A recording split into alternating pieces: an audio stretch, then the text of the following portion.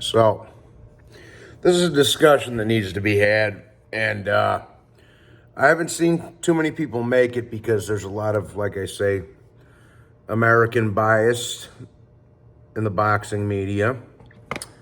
Number one, Errol Spence never deserved to be on the pound-for-pound list to begin with. I'm not taking anything away from Terrence Crawford's victory over him. Well, let's break that down. Errol Spence was a weight bully that started his career at 154 pounds and drained himself to 147 so he'd have a huge size advantage over his opposition. Okay?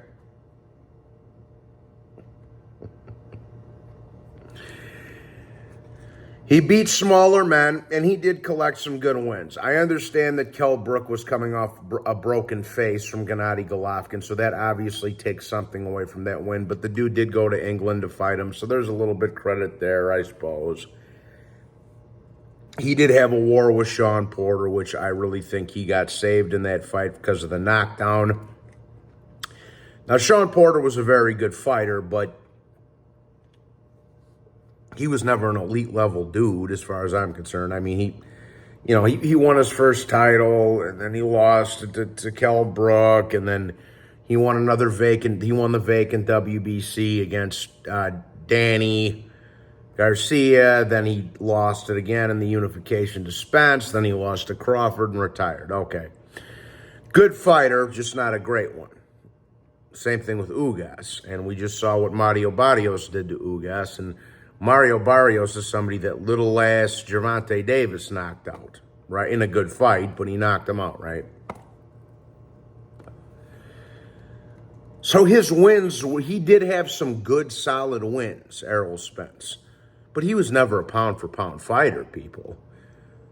And he just got completely destroyed by a guy that started off as a lightweight. A guy who's a two-weight undisputed champion. And there's no shame in losing to Terrence Crawford, probably one of the better fighters of the era, right? But Errol Spence himself was never a pound-for-pound fighter. I never had Errol Spence on the pound-for-pound list. And if I believe I did at a point or two in time here and there over the last 5 years, but it was always at 9 or 10. Now, nothing ever above that. And that Crawford fight showed you why, man. He wasn't even the best fighter in his own division, yet let alone what pound for pound is. Okay? Do you guys know what pound for pound is?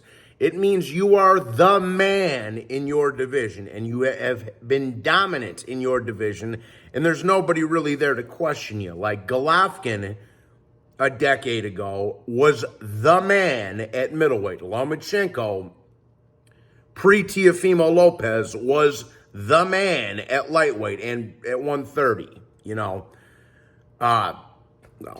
what's another good example? Like Roy Jones, he was the man at 168, 175, right? Tony, etc. The other way to be a pound-for-pound fighter is you beat bigger guys and win titles in multiple weight classes, like Inoue, or Nonito Donaire, or Chocolatito, and Errol Spence never did any of those things. He was a 3-belt unified champion, of course, and that is very good. It's very good, but it's not pound for pound. He's beating smaller men and unifying belts against smaller men. He never fought anybody that was bigger than him, and he still was not the best fighter in his own weight class, people. So no, Errol Spence was never a pound-for-pound fighter. And that brings me to Jermell Charlo. Same thing. See, you guys these days, you put too much emphasis on, he's undisputed. He has to be on the pound-for-pound. No, the fuck he doesn't. No, he doesn't. I'll give you a perfect example. Devin Haney shouldn't be on a pound-for-pound list.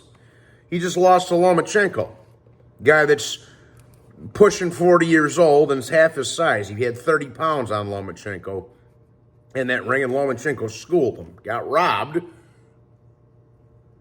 but schooled him. Oh, but he's undisputed. Who gives a shit? Who did he win them belts from? He fought a bum in George Kambosos, who was a one-hit wonder. He did beat Teofimo Lopez, but nevertheless. Again, Devin Haney fighting smaller guys, losing to smaller guys. Spence, same thing. But that goes to Jermell Charlo, same thing. Oh, he's undisputed. He's got to be on the pound for pound. No, the fuck he's not, bro. He first of all, and people don't want to have this conversation. He didn't want to fight Erislandy Lara back in the day, and people like to forget that. And that's when Lara was sharp and closer to his prime, at least. So whether he was the man at 154 and even after, like more recently, Tim Tszyu, we don't know. But just because Jermell Charlo went 1-1 with Tony Harrison and went 1-1, who Tony Harrison's and went 1-1 with Castano, who's a good fighter, but again, a guy that's half his fucking size, people. Jermell Charlo was never a pound-for-pound fighter, people. Pound-for-pound belongs to guys like Usyk, who became the man in their division. In Usyk's case, it was cruiserweight. And then later on, heavyweight, fighting bigger men, becoming a multi-weight champion. Chocolatito was the man in multiple weight classes. He's a pound-for-pounder. Crawford, same thing. Inoue, Loma, Teofimo, etc. Teofimo, same thing. Teofimo knocked out Richard Comey in a fight. A lot of people were picking Richard Comey, except I wasn't one of them. I told you Teofimo was going to beat him to the punch. Back then on my old channel, beat pound for pound number one at the time, unless you were a Canelo Alvarez fangirl, in Lomachenko. Then had a couple of shaky fights at 140, then beat the lineal champion up there at Josh Taylor. He's a pound for pounder. Charlo went 1-1 with Tony Harrison and went 1-1 with Castano, who's half his size. That's not a pound for pound fighter, people. I don't give a fuck if he has all the belts. And if he was a pound for pound fighter, he'd be a multi-weight champion, or he'd fight bigger men. And we just saw what happened to Jermell Charlo when he tried to fight a bigger man that's also incredibly overrated in Canelo Alvarez last night. These guys were never pound-for-pound fighters, people. Errol Spence and Jermell Charlo were never, ever, ever pound-for-pound fighters. Never were.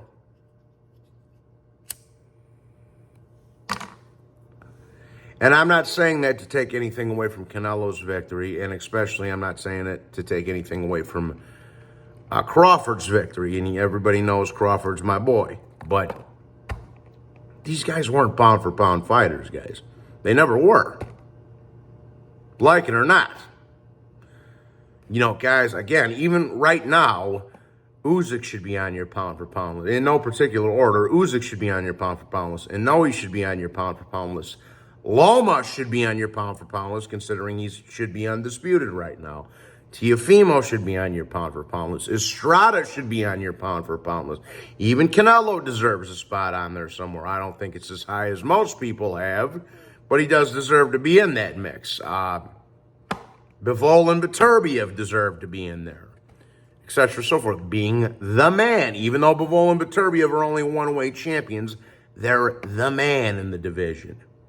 One of them's a three-belt unified champion that's undefeated, that's knocked every opponent he's ever fought out with 7 title defenses. And the other one has 10 title defenses and beat your pound-for-pound number one at the time in Canelo Alvarez. And dominated him. Those guys all deserve to be on the pound-for-pound list. Bivol, Beterbiev, Loma, Usyk, Teofimo, Inoue, Crawford, etc. Not fucking Errol Spence and Jermell Charlo. And my point being is that for years, I've had to listen to how these dudes were pound-for-pound fighters when they're not. And they never, ever, ever were. It's that simple. And I'll debate that with anybody. And if you still have them on your pound-for-pound list, God help us.